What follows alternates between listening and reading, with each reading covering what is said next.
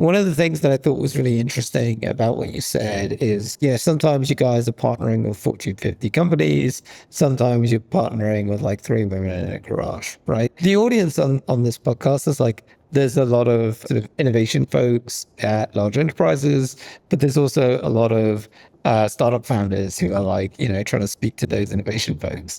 And I'd love to understand a little bit from your perspective, like, when does it make sense to partner with a Fortune 50 company? And when does it make sense to partner with a smaller startup? What are some of the startups that you guys work with, if you can talk about that? And what are you doing with them? So we, as you can imagine, many startups will approach us. Right.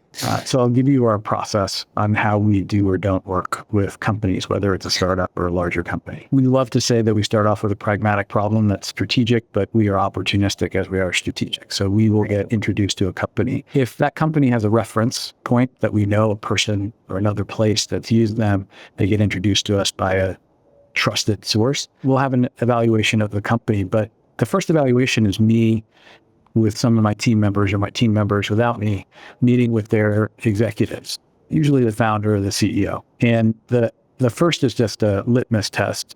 Does it seem like they've done something interesting before? Have they been successful? Are they directionally correct? And if they are, then we'll say, does this fit into our roadmap of where they may or may not solve a problem for us? And if they do, then we do three separate evaluations. One is we'll do a subject matter evaluation. So I'll take key opinion leaders or subject matter experts, and I'll say to them, I'd like you to meet this company. I want you to accept that what they say actually works and is true. I do not want you to like them because I like them. I want you to like them because what they say is true. If what they say is true, your job will be easier and better. Right. And our patients' lives will be better. Full stop.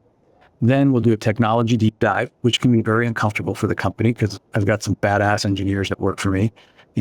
We'll, go under the covers. And the third is a financial evaluation. Are they a viable company? Is it an investable opportunity for us? We try and do those three things in parallel. It's a little bit in series.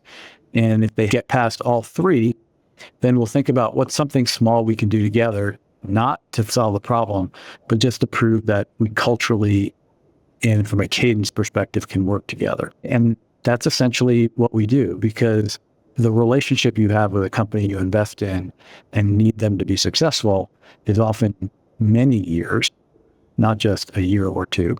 So the first thing is, can we work together? Are we culturally aligned? And do they work at our pace? Do we work at their pace? The pace of industry is very different than the pace of academia.